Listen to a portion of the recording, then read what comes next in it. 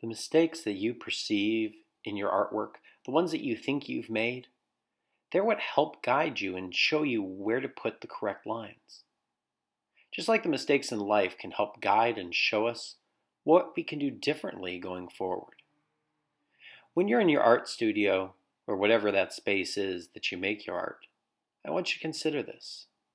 Consider the fact that when you add value to something, when you shade something, it doesn't get rid of those mistakes. But instead, it uses those mistakes to help create the artwork. We learn this in the studio. Welcome to my studio.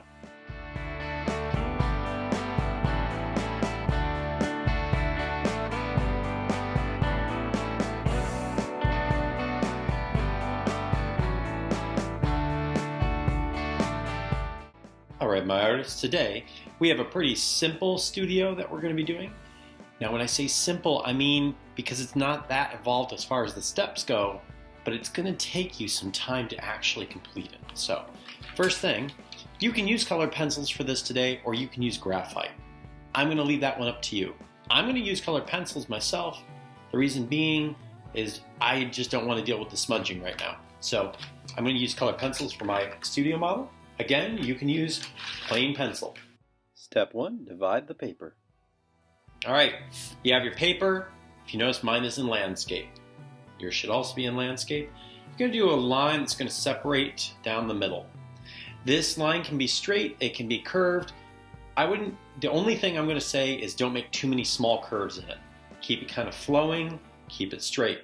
Step 2, draw a series of parallel lines. I'm going to do a series of kind of wavy lines, not super wiggly. I'm going to do a series of these lines going down my page, or across my page in this case. Sometimes maybe I want them to react to each other's shapes, and sometimes I don't.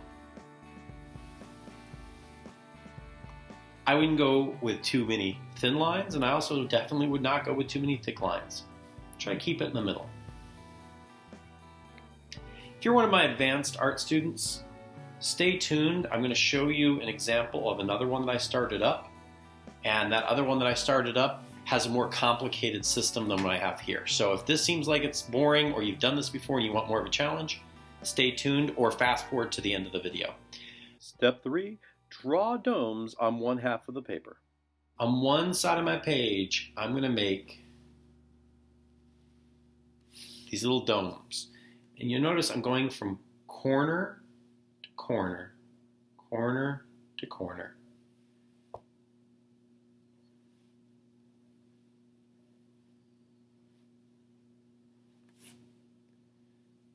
Now, I've got an entire row of these. They're all connected.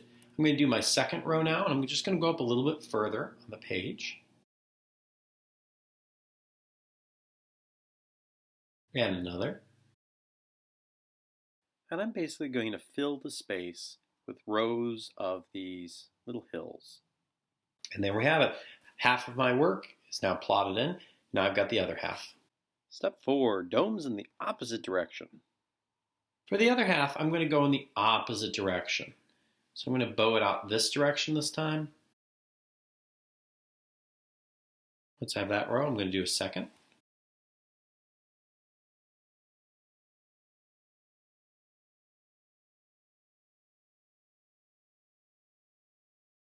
If you're using graphite, quick reminder, make sure that you have a scrap piece of paper to rest your hand on. If you have a colored pencil, you probably won't have to worry about this. What I need to do is I need to start thinking about this as these are a series of long striped ropes, or ribbons, or tendrils, or snakes, or worms. I want you to kind of look at this and see that it looks like these have curves to them. They curve up, they curve down. We're going to add shadow in here, and when we add our shadow or value, what's going to happen is it's going to make the illusion that these are coming up off the page or down into the page more realistic. So what I'm going to do is I'm going to pick just one of these to start with, and I'm going to do the edge of it very dark.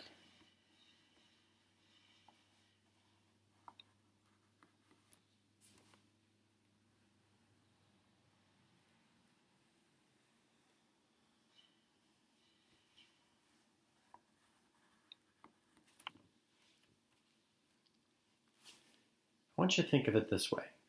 It's going to go from dark to light to dark.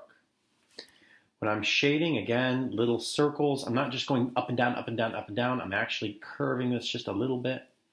I want to make sure that my shadow follows the curve of this line. Whatever this line here is doing, that's what I want my shading to do. So I'm going to start off dark, and I'm going to go a little bit lighter, and a little bit lighter, lightest, and now I'm going to go darker, darker, darkest.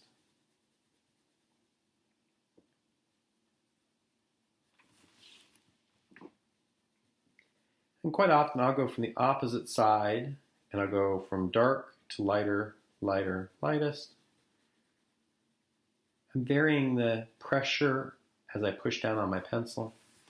It's not much, but right now this is starting to look like it's more 3D. I have the highlight in the middle, I have a shadow to the side, another shadow to the side. I'm going to do this section up here. But this one, I'm going to purposely start a little bit lighter than I did last time.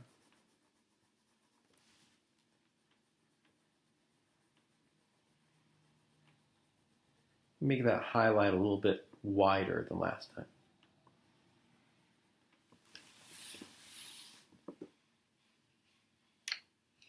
The next one I do, I'm going to go back dark again. So same idea, dark to light, then light to dark. But overall, I'm going to make sure this one's a little bit darker than the one I just did.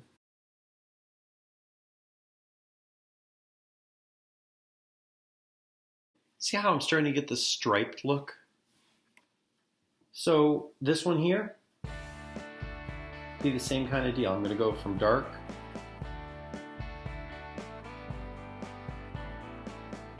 to light, back to dark.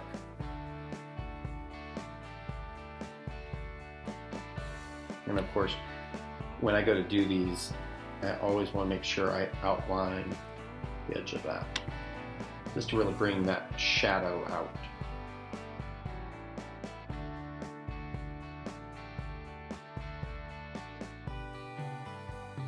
You see it's starting to come together. I'm seeing the dark bands, light band, dark band.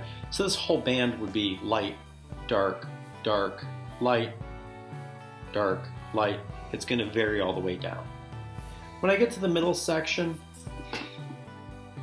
I just want to, again, go from light, from dark, I should say, to light, back down to dark. And then I want to do a little bit of a dark to a light in the center, and these edges going up too. I just want to bring out this wrinkle just a little bit. And now we're back down to this one. This is our darker band, so it's going to go in very dark to light to dark.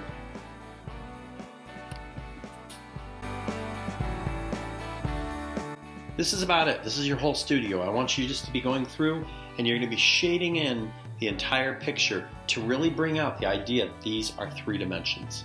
You're creating volume or form through the use of selective shading or value. Artists, I can't wait to see your finished artwork. Make sure that you're attaching your worksheets and your artwork to the final project. Have a great day.